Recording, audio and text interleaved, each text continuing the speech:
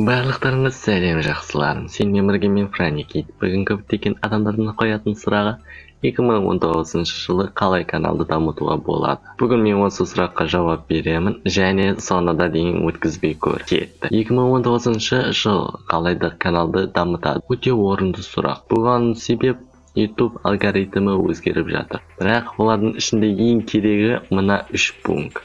CTR, тереңдік. CTR бұл сенің видеоң шыққаннан кейін қанша адам басқанның саны. Бұл жерде видеоның суреті, яғни видеоның превью жұмыс жасайды. Ол суреттің қаншалықты адамды тартатынына байланысты.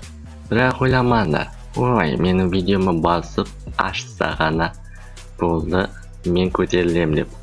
Себебі ол видеоны ашқаннан кейін ол видеоны қарауы керек.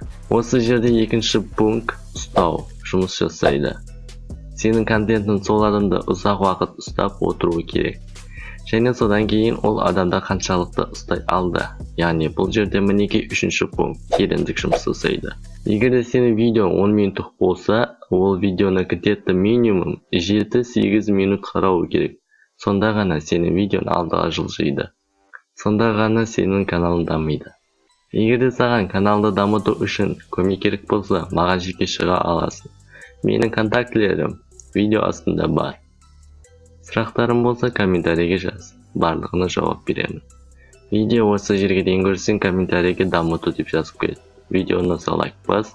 Каналға тіркелмеген болсаң, подписаться кнопкасын басып, қоңыраушаны басып кет. Сенімен бірге болған сені сүйіктім. Франикит. Кездескенше сау.